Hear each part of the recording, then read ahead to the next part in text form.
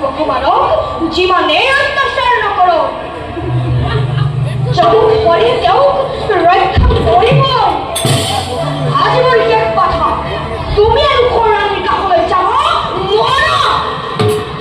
আপোনাৰ কথা মানিবলৈ মই কিমান মোৰ কথা মানিবই লাগিব নহ'লে উপস্থিতিৰ বাবে প্ৰস্তুত থাকিবা আপুনি বৰ মানিক পাইছ আৰু মই বৰ মানিক পাইছ কিমান পঞ্চায়ত হয় এই বিকশিনী বৌজি তই মোৰ মহাদুনিশ্চৰ কথা আজি তোক হত্যা কৰি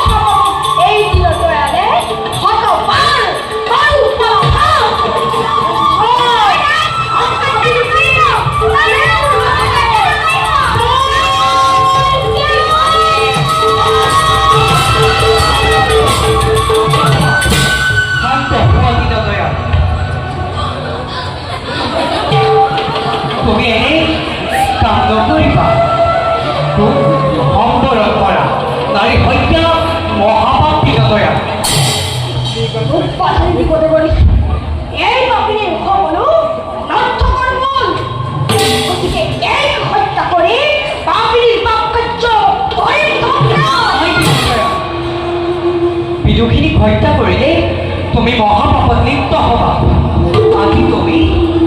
হৰিনাম গাই পুণ্য সঞ্চয় কৰিছা আৰু এই পুণ্য সঞ্চয়ৰ ফলত তুমি এদিন বৈকুণ্ঠত স্থান পাবা আৰু তুমি যদি বিদুখিনীক হত্যা কৰা তেন্তে তুমি নৰকতহে স্থান পাবা আৰু সেয়েহে দীনদয়াল আমি তোমাক নৰকগামী হ'বলৈ দিব নোৱাৰোঁ সেয়েহে এবাৰৰ কাৰণে তুমি বিদুখনীক ক্ষমা কৰি আপোনাৰ কথা ৰাখি এইবাৰলৈ বিদুখিনীক ক্ষমা কৰি কিন্তু ভৱিষ্যতে যদি এনে কাম কৰে এই কিন্তু মই নকৰিম ক্ষমা এতিয়া মই আহিলোঁ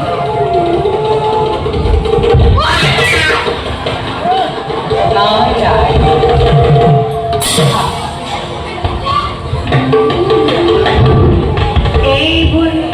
উদ্ঘাটন কৰি ফুৰা দেখি মানৱ সমাজে মোক দুটকীয়া নাৰৰ বোলে বিদুখিনী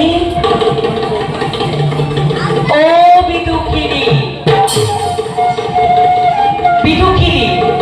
নাৰায়ণ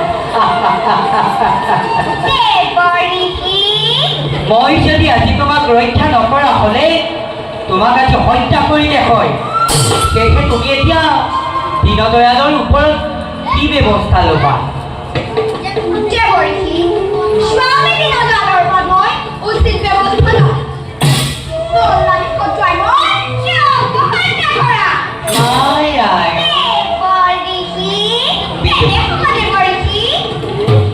হত্যা কৰাতকৈ মই তোমাক এটি উপায় মোৰ ওচৰত এবিধ ঔষধ আছে আৰু সেই ঔষধ যদি তুমি দীনদয়ালক ভক্ষণ কৰাব পাৰা তেতিয়া দীনদয়াল উন্মাদ হৈ উঠিব আৰু তেতিয়া তুমি তেওঁক তোমাৰ খেলাৰ পুতলাৰ দৰে নচুৱাই থাকিব পাৰিবা লোৱা এইয়া ঔষধ লোৱা